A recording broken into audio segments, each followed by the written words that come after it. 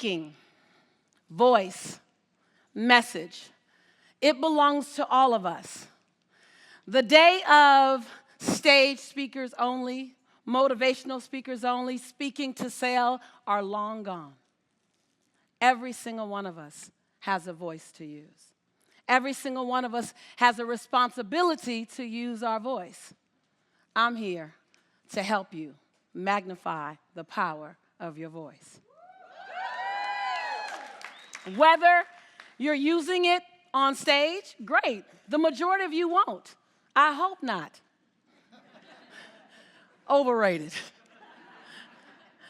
Because the places that your voice is going to make the most difference are in the trenches, in living rooms, in bedrooms, in offices, at community events, in the train station. I hope you don't wait to get on a stage to use your voice. See, my best work really was done and is still done off the stage. I simply come on stage to meet a bunch of amazing people. And then we go do work in other places that matter. So today, I'm going to take you on a journey faster than I'd like, but more powerful than I hope any of you expected. I'm going to talk about how do you use your voice in such a way that you infect and affect people and the planet. Now, I'm going to give you some techniques. I'm going to give you some things. To my team from yesterday, you guys got a whole lot. You guys are probably still chewing on that, right? So I'm going to add a little bit to it. Some things I'm going to say are going to just solidify that. I'm going to give it to you from another angle. For others, it's your first time. I'm going to handle with care. See, orators are all around us. Orators come in all different sizes, ages, colors, different religious backgrounds. Orators like Mother Teresa, who teaches us the art of humility and what it means to be a servant leader.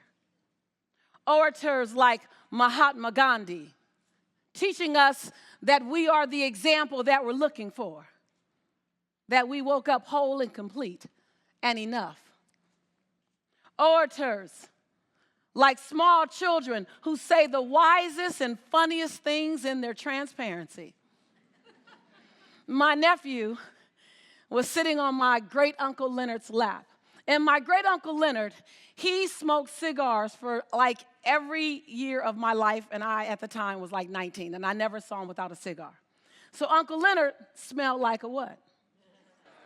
A really old cigar.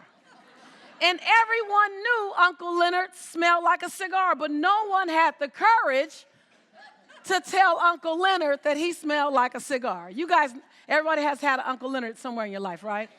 Because Uncle Leonard was my grandmother's brother, so he had clout. Well, Jamil was 3, so he didn't know. He hasn't been introduced to being politically correct yet. Thank God, right? So Jamil is sitting on my Uncle Leonard's lap, and we're all talking, and Jamil stops in the middle of a sentence, and he goes,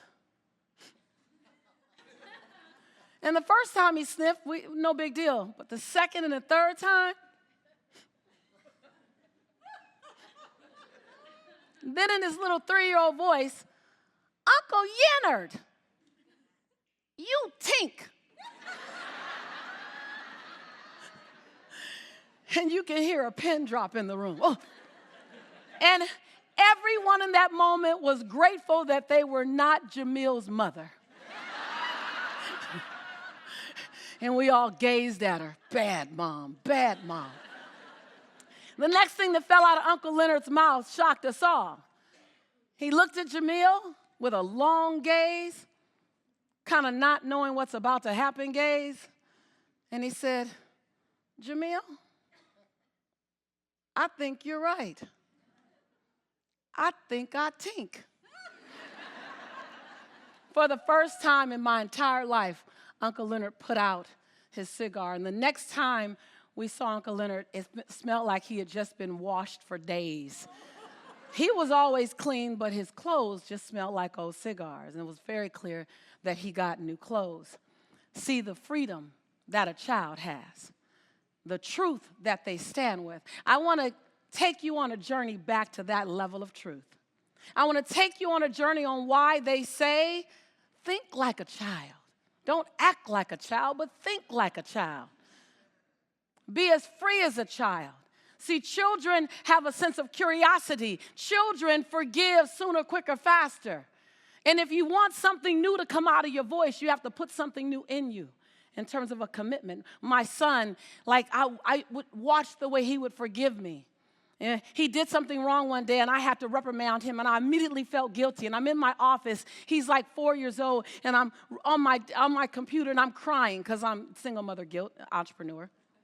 And I'm like, and he comes around the corner, and he goes, Mommy, and I just reprimanded him. He's on a timeout and all this stuff, and I'm upset. I'm crying. He's okay. And he comes around the corner, and he says, Mommy. I was like, yes. Do you want to lay down with me?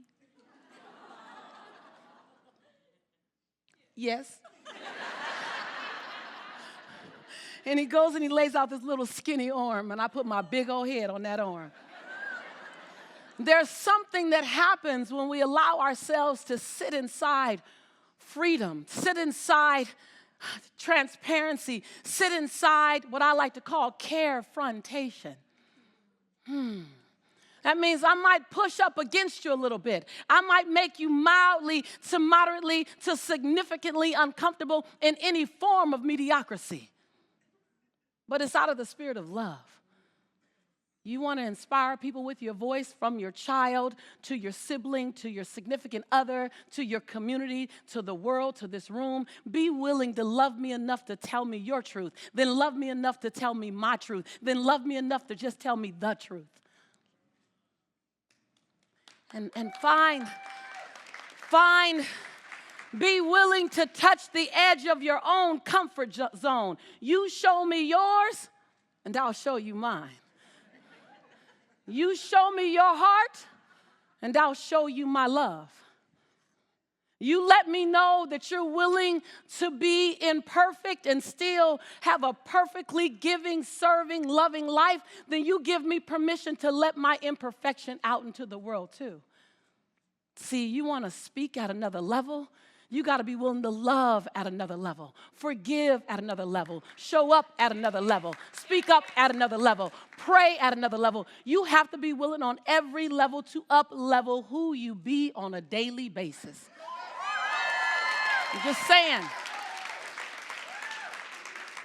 And recognizing that when you open up and use your voice, everything that comes out after you speak really doesn't belong to you.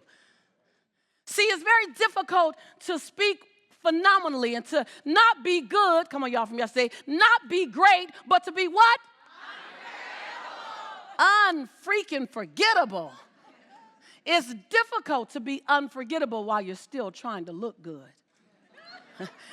You can't do two things. That's chasing two rabbits. See, unforgettable has everything to do with serving at a level so high, so big, so massive that people feel like they have to change their lives because they crossed your path.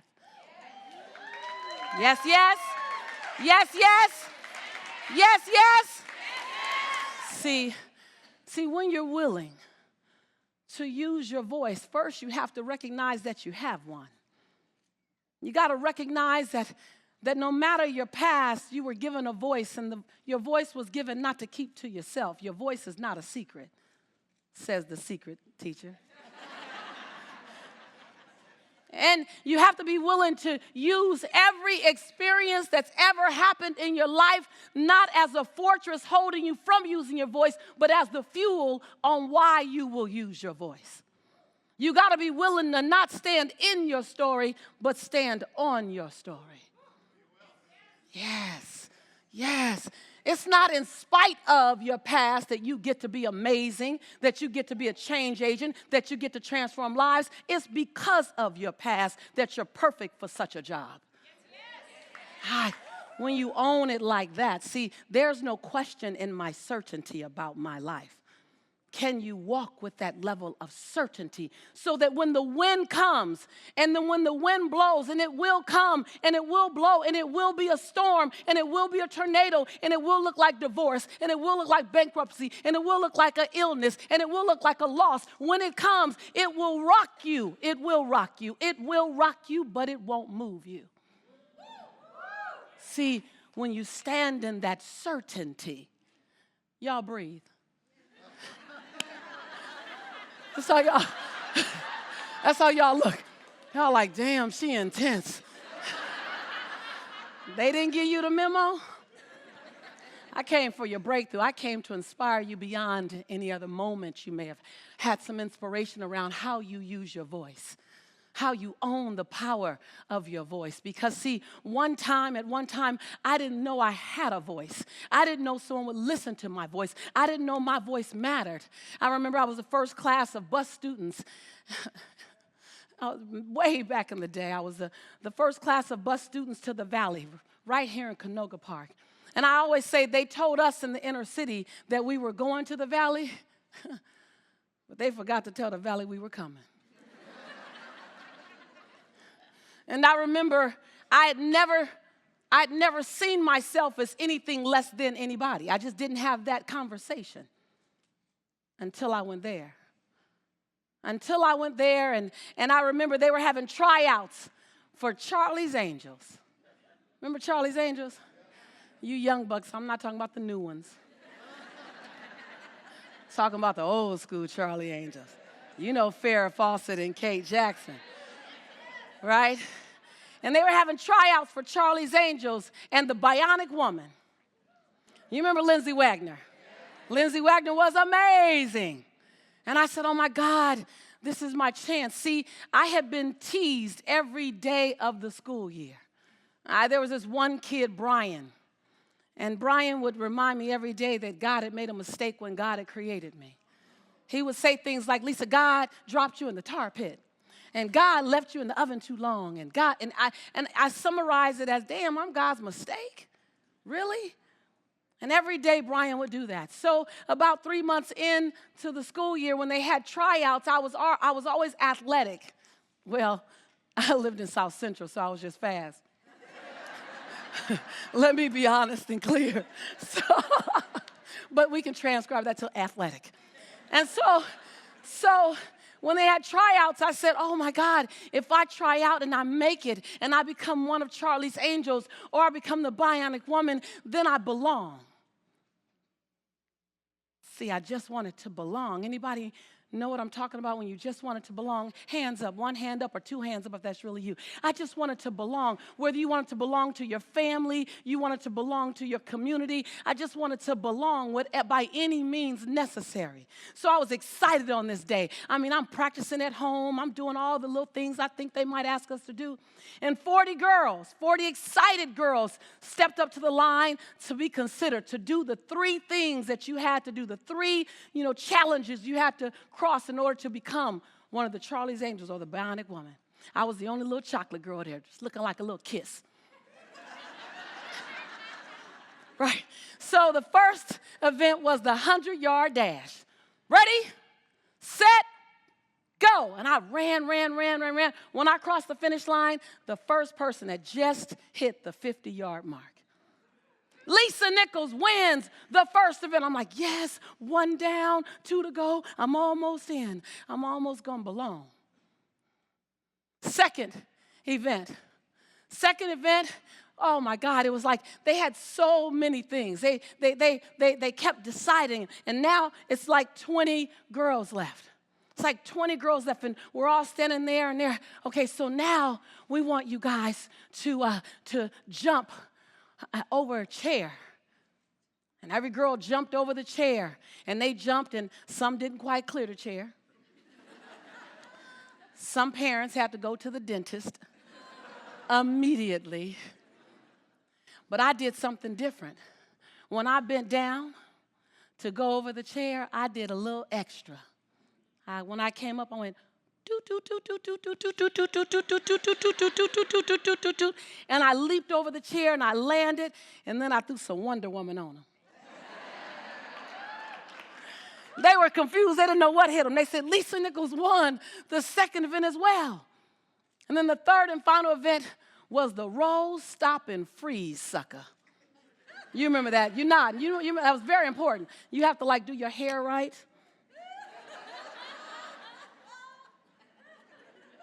And I did it perfect on the dime. So when the final, like 8, 9 girls are standing on the line, I'm like, oh my God, my life is going to change right now. I'm going to belong. See, the people that you're going out to speak to, the people that you'll speak to one-to-one or one-to-small group or one-to-many or online through a webinar or Facebook or however you touch them, all they want to do is belong. And so I'm standing on the line, and I'm like, oh, life is about to look way different. Like the first thing I'm going to do is get my other Charlie's Angels girl, get my Bionic Woman, and we're going to go and punch Brian. First, I got to get in. I mean, I was in the 5th grade, y'all, right? And so they said, Charlie's Angels number 1. Okay. Diane. Okay, that's not my name. Okay. Diane is excited. Oh, my God, yes, yes. She goes to the side. Now, there's 3 judges, 3 girls and 1 guy. He must be Charlie, but it's cool. Charlie's Angels number 2. I'm so excited. Teresa. Okay, that's cool. I got 1 more Charlie's Angels or the Bionic Woman. That's all right. It's all right. It's good. Charlie's Angels number 3.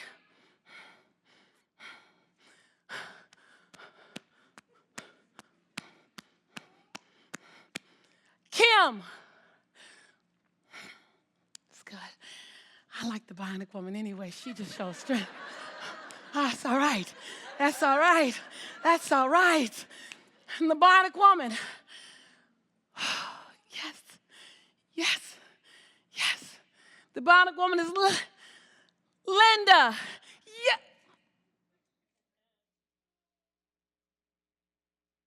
That's not my name. I thought they made a mistake. They meant to say Lisa until I saw Linda running over to the judges, jumping up and down and running with her other new team members, new super sheroes, jumping up and down. I realized, I said, that's okay. They said they was going to pick one alternate. I'll be the alternate. Somebody got to get the flu, the chicken pox. Somebody. I'm going to be right there. I'm not missing a day of school. The day she missed school, I'm going to be right there. And the alternate, Shelby. I stood there for a moment. I can hear a few boos, a few people upset. And I finally mustered up the nerves to go over to the judges. And I still wonder, why did I do that? It sent me in a spiral for years, but in the moment I didn't know what they were about to say. I didn't know what was about to hit me right in the face. I said, excuse me, why didn't you choose me? I won every single event. I ran the fastest. I roll, stopped, and freeze sucker on the dime, and the asphalt was hot. I jumped over the chair, and I made the sound effects. And one of the judges, long, beautiful blonde hair, she said, Lisa, we know you won every event, but we couldn't choose you. Which Charlie's Angels or the Bionic Woman will you ever look like? And that day was the day that I began to blame myself for my story. I don't know if any of you have ever been born into a conversation or an experience, an economic reality, a geographical location, an origin, a culture, a religious, anybody? And you ask yourself one day or another, why me here? Hello, somebody. This means you got to raise your hand if you can feel it. Yeah. Y'all like, man, this is deep. And so I begin this conversation, why me? Why me this skin? Why me this community? Why me this culture? Why me this family? Why couldn't I have been born in Canoga Park where I visited, where it looked like everything was great and they got to be the super sheroes? Why? For the next 15 years, I asked that. For the next 15 years, I sat inside a personal blame and more than anything, shame conversation. Anybody know what I'm talking about? For the next 15, all I tried to do was prove I was good enough. Prove I was smart enough. Prove that I was worthy of choosing. Anybody know what I'm talking about? And then I discovered that I wanted to begin to use my voice. I could hear this thing in my voice when I spoke. And I said, I think there's something. I think there might be a gift up under all that junk. And I began to try my voice out. And I was in a church, and I was delivering a poem. I won't do all of it, but the beginning of it was something like this. My beautiful sisters frying their brains, going insane right at the end of my block. My beautiful brothers exterminating, terminating, and self-assassinating, all for the sake of the rock at the end of my block. See, it was about my community, and it was in my church, so I wanted to let them know that I saw them. My mother, my beautiful brothers exterminating, terminating, and self-assassinating, all for the sake of my rock, my block.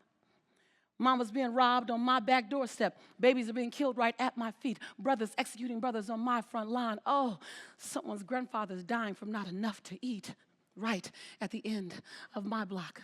What is this bizarre, deranged, and insane occurrence? This is life, breath, and existence in my world. At the end of my block. Should I run? Should I hide? Should I leave? Damn, I want to cry. Should I become a part of the problem? Lord, how do I become a part of the solution?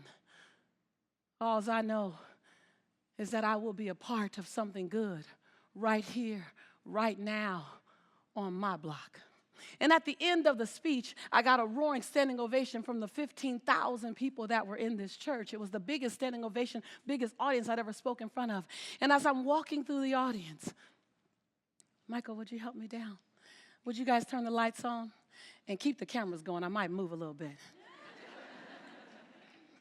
As I, thank you, Michael. As I walk through the audience,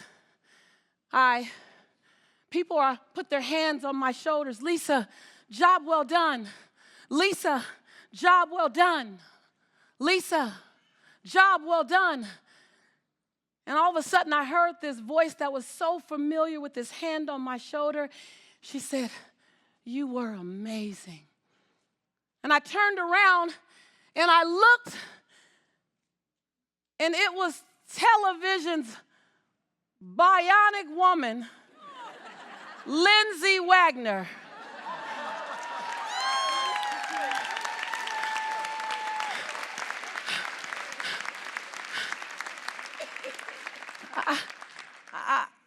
I immediately said, I wanted to be you in the 5th grade. I ran real fast. I won every event. You know how you hold on to your junk, right?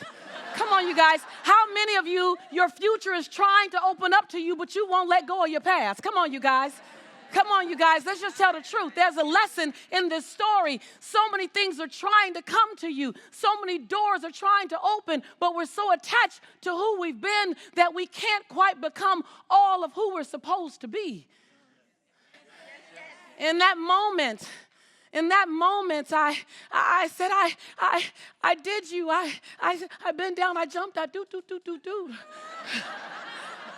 No, really, I did that. I said it. I'm not just saying that for y'all. I mean, I was all in my story. Some of us are all in our story. And I looked at her, I said, they said I couldn't be you because I was black. They said I couldn't be you because I'd never look like you. And I knew I could never make myself look like you. I do a lot of things well, but I don't do blonde.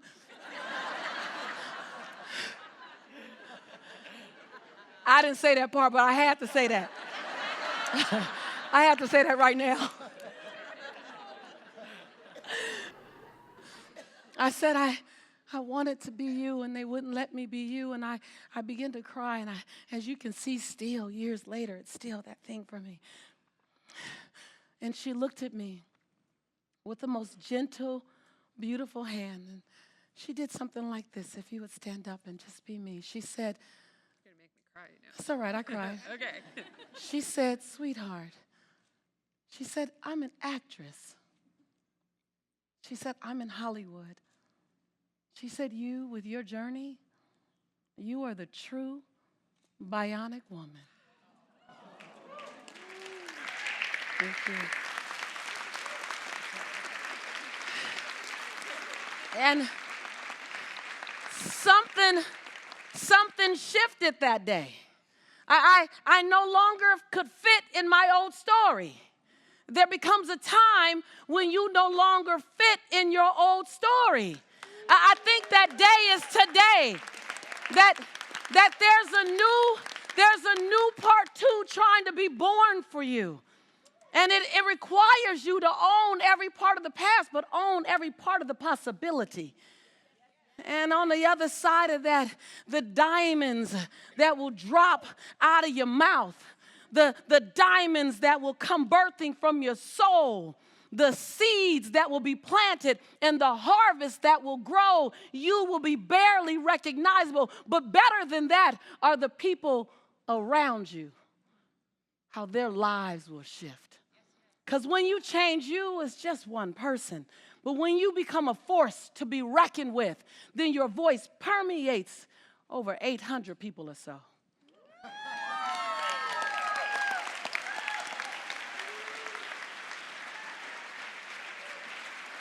Thank you.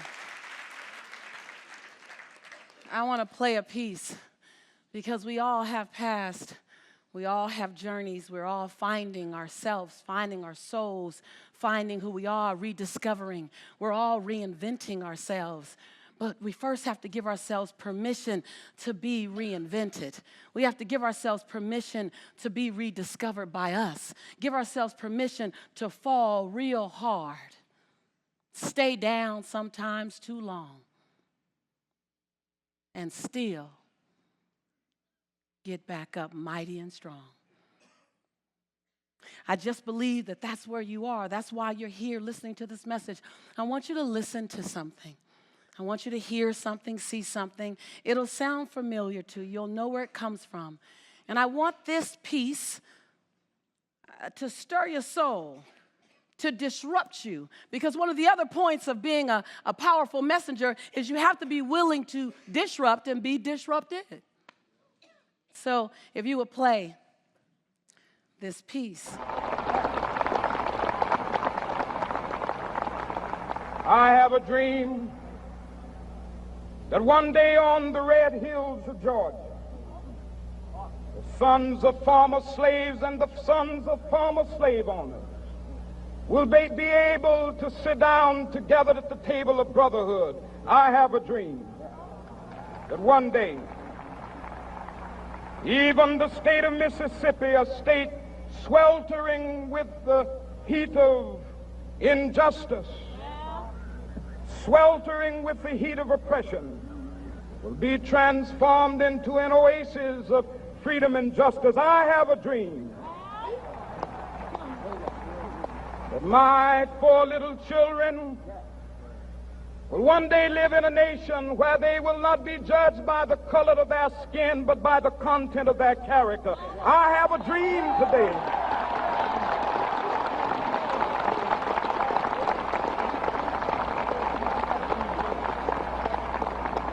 I have a dream that one day, down in Alabama, with its vicious racists, with its governor having his lips dripping with the words of interposition and nullification. One day right there in Alabama, little black boys and black girls will be able to join hands with little white boys and white girls as sisters and brothers. I have a dream today. What you don't know, what most of you don't know, is that that's the same man that sat at his dining room table and wrote a letter to God about 6 years prior to that message. And in his letter to God, he said, I'm scared. I'm afraid, and I want to give up. In this letter, I mean, it's a true letter. It's the one that's the least seen, but it's the one that's the most inspiring for me. Because in this letter, he says, my father and my mother constantly worry about me. I have a new wife. He and Coretta had just been married. He said, I have one beautiful daughter. He had only had one child at the time. He said, and they're now throwing bombs through my windows. I'm afraid. And in the same letter, he says, I want to quit. You don't see Dr. King like that, huh? See, that wasn't Dr. King sitting at the dining room table. That was Martin. Lil Martin. He said, I'm afraid to keep going. But get this. He said, I'm more afraid that if I stop, the people will stop as well. Are you willing to rise above your own fear storms? Are you willing to push past your own barriers? Are you willing to confront and carefront your need to be validated in every moment for the sense of growing who you are? Are you willing to confront procrastination? Are you willing? Are you willing to do what Martin had to do? Every time I read this letter, I cry because that's me. That letter's me. I don't know if I'll be that girl. I hope to one day I get to touch the world, maybe a smidgen of how he does it. But I know that Martin at the dining room table. And so do you. When I look at the Nelson Mandela that spent 27 years in prison and came out and led the largest forgiveness movement on the planet.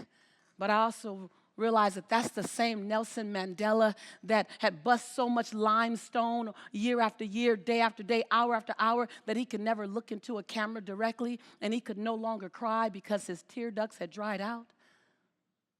The sacrifice for the service. Are you willing? Are you willing to rise above your wounds and your discomforts and your limitations and see them all as possibility? Are you willing? I'm your sister in the journey, sent here to disrupt any form of mediocrity in you. Yeah. And to call you to use your voice. Because see, when playing small, that space where people play small in is so crowded. With everybody playing small. But that place where change agents stand, and in the face of fear, with knees knocking and teeth chattering, they still stand. That place is awful roomy. I want to play something else for you. Because in the spirit of using your voice, and my tribe and my crew from yesterday, you guys will see, and you're seeing today a lot of what I taught you yesterday, right? You're seeing it. You're going to see it here. So when you look at elevating yourself as a speaker, I say track some people who like poetry, because poetry has a dance about it. You don't have to do poetry. You don't have to, but track it.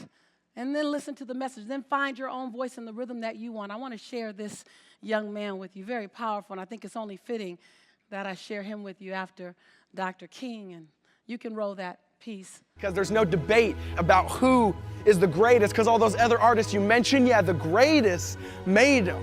And see, this artist, he's a beast, a lion, the name above names. You don't even realize it, but you encounter his art every day. And he deserves all of the acclaim. He deserves all of the fame, because all other artists pass away, but he remains. Oh, by the way, his name is God.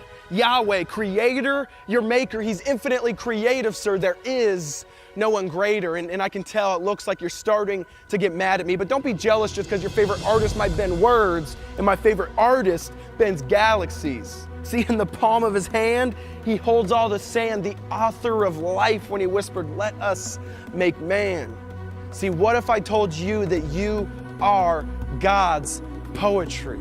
You were created because someone else was creative. See, long ago, he picked up his eternal paintbrush, dipped it in his glory, placed us in his story, and said, "They will live for me." And I know it sounds outlandish, but We're not the product of random chances. And in fact, we're not even the vine. We're actually the branches. In the same way, we're not the artist. We're actually the canvas. I mean, he's the one that gave Van Gogh the imagination that changed the face of painting. Tell me, who else is responsible for Mozart being able to compose at age 5 without formal training?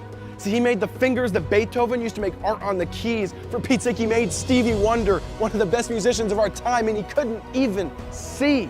And that's why, in the same way that our lives are borrowed time, this poem is borrowed lines, because the most ridiculous statement we could ever say is that this poem is mine, because we're not self-sustaining. No, we're not self-creating. Technically, nothing we do is original. We're just imitating, and that's not a diss. All I'm trying to say is this: even our own creativity is nothing more than an outflow of His. And so I'll end with this. You know that quote about giving credit where credit is due? Well, if that's true, it's about time we give God His rightful credit too, because He's a God in the business of making old things new. And here's the truth: He's not through with making a masterpiece of you.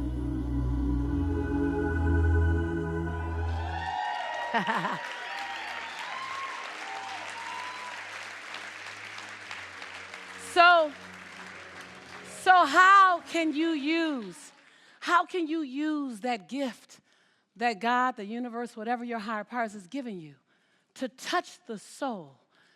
You look at that young man and he's just as powerful as Dr. King. Different platform, same message as one. So I challenge you and I charge you. I challenge you and I charge you to do that thing called you to the best of your ability. So,